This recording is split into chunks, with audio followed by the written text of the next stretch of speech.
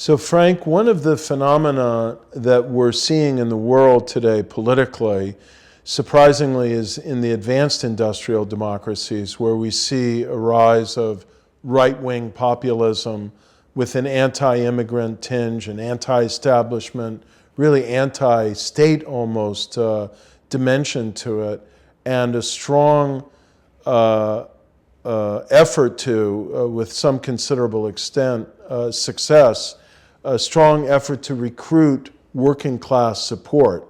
And this, of course, has been the case in Europe, but it's also been the case in the United States with Donald Trump. So how does a billionaire recruit working class voters to enthusiastically support him? Well, I think actually this election reveals a lot about our political system. Now, I think that a lot of people, myself included, and you, and we have an American Politics and Comparative Perspective project here at cddrl where we've been thinking about these issues. We've been really worried about the impact of money in elections and the fact that a very small group of very rich and very well-organized interest groups, individuals, have intervened in politics in a very undemocratic way. Strangely enough, I actually think the rise of Trump indicates that money can't buy everything. He's rich, but in a sense, part of his popularity is the fact that he's self-financed and that he doesn't need to cater to the kinds of interest groups that have typically captured both political parties. The really big social earthquake that's happening underneath this, though, is really what's happened to the white working class in the United States. This had been the core of the Democratic Party during the New Deal and the Franklin Roosevelt coalition. They began to vote for Ronald Reagan in the 1980s, but it is a group that has just fallen through the floor in terms of their social standing. So I think many people are aware of the fact that many working class incomes have either stagnated or actually retreated over the past 30 years. For white men, it's really remarkable that they're earning less than their fathers were. But the problem is more actually on a social level, where this kind of loss of jobs and status has led to all sorts of dysfunctions that in the 1980s we associated with the black underclass. So for example, the rate of children of working class families growing up in single parent households is now 70%. There's an epidemic, an absolute epidemic of methamphetamine, opioids. It was fascinating in the New Hampshire primary. It turned out the single biggest issue in this nearly all-white state and largely rural state was heroin addiction.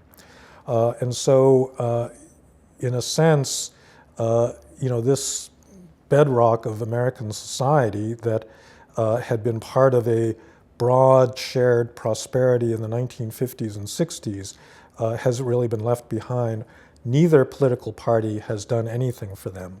So the Republicans, in terms of their economic policies, promoting free trade, intense competition, export of capital and jobs overseas, and open immigration, has really created a competitive atmosphere, and also undermining of labor unions, that sort of thing, has contributed economically to their decline. And the Democratic Party, in my view, has gotten very preoccupied with identity politics. And so the Democratic Party today isn't a single party, it's a collection, it's a coalition of women, some labor unionists, environmentalists, blacks, other ethnic groups, and the like. And the one social group in the country that they do not appeal to are working class whites, who for cultural reasons, having to do with guns, abortion, a lot of social concerns, simply have not been willing to vote Democratic.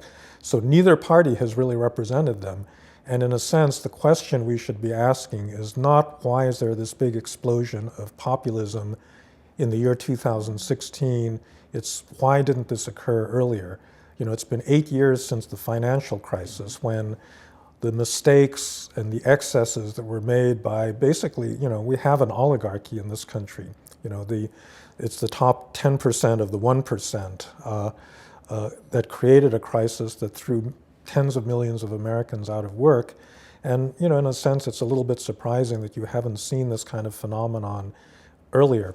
The problem is that the particular vessel through which this group is expressing itself is this political entrepreneur named Donald Trump, whose arguments in favor of an economic nationalism, resonate very much, but I think, unfortunately, he does not really have the remotest idea of what kinds of policies are actually going to help this group.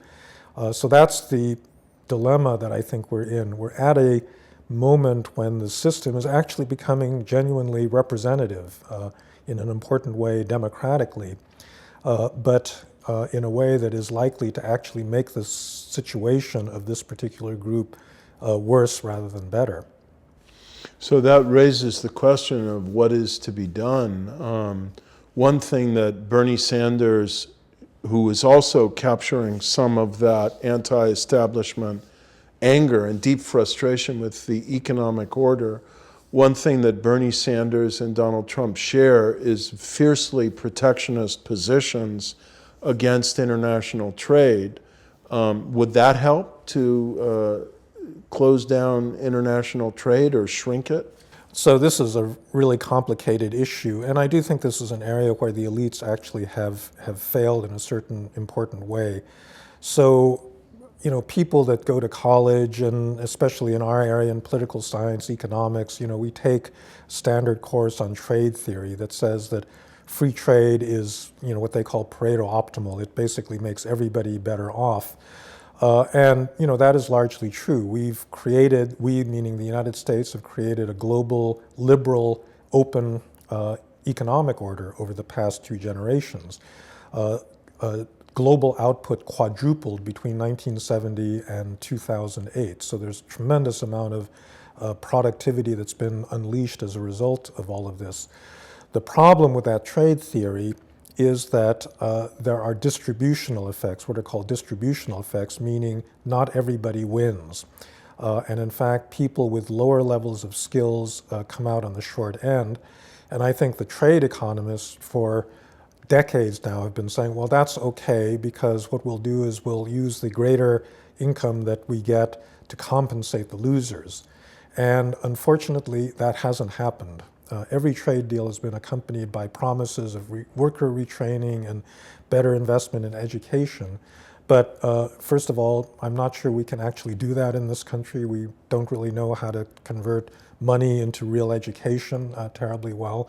And there are also limits imposed by technology where some people simply at age 55 just can't retrain as a computer programmer.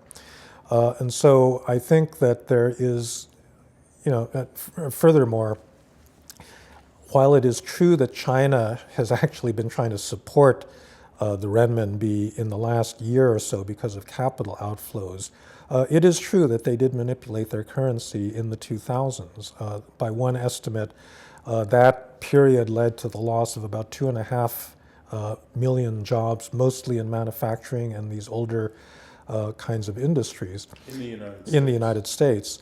And I think there is such a consensus about the desirability of free trade that the elites simply pushed back against any objection to this and really did not take care of the losers in this situation.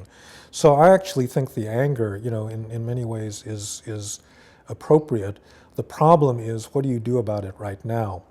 On the immigration front, which in a way has similar kinds of distributional consequences for working class people, there I think actually it is conceivable to do an immigration reform. I do think you would have to, in effect, grant amnesty to the undocumented immigrants that are in the country already, but you could really try to enforce the existing rules. This is what people get angry about in the current situation, and reduce the inflow so that there's less competition.